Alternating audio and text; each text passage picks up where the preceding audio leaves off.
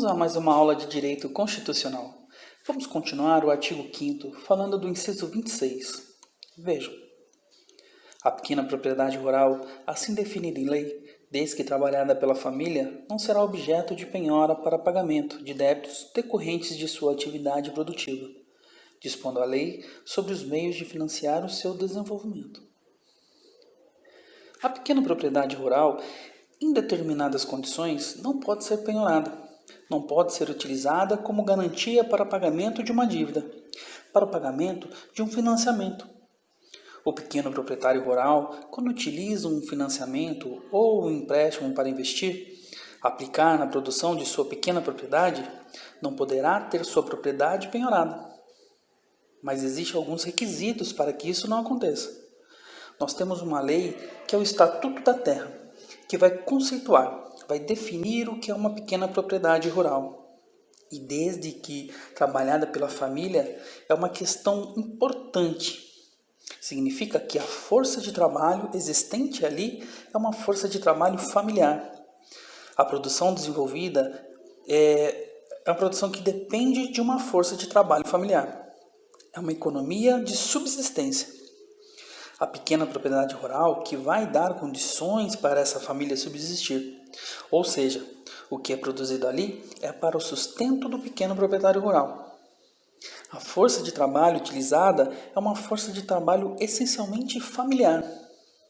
E essa propriedade não será objeto de penhora para o pagamento de débitos decorrentes de sua atividade produtiva.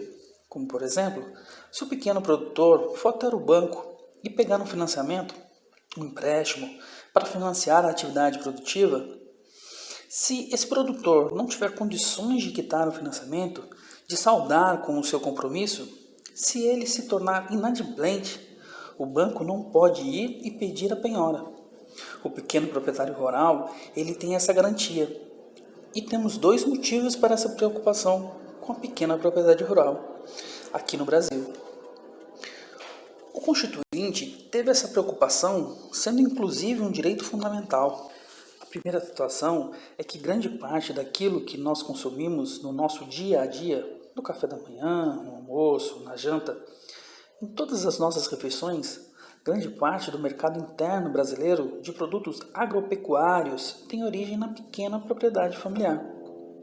A agricultura familiar é responsável por abastecer grande parte do mercado interno brasileiro.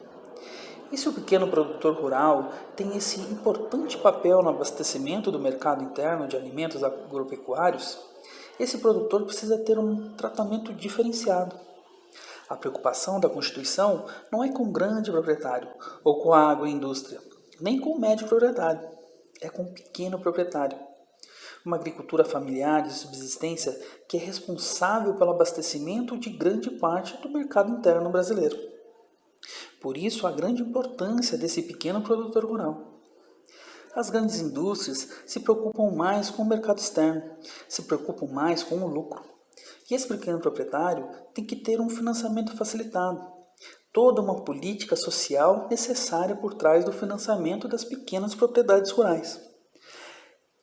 E a outra situação é preciso incentivar que o pequeno proprietário rural permaneça no campo, não só produzindo por conta de toda essa importância da produção do mercado interno, mas para que esse pequeno produtor rural não venha para as grandes cidades, aumentando a quantidade de pessoas nessas grandes cidades. Esse inciso tem o intuito de apoiar o desenvolvimento rural no país, evitando assim o superpovoamento das cidades. E como o pequeno proprietário usa suas terras para a subsistência familiar, a penhora da pequena propriedade rural para o pagamento de dívidas seria o mesmo que condenar o pequeno produtor à fome, à marginalização nas grandes cidades. E para que isso não aconteça, a pequena propriedade rural não é penhorável.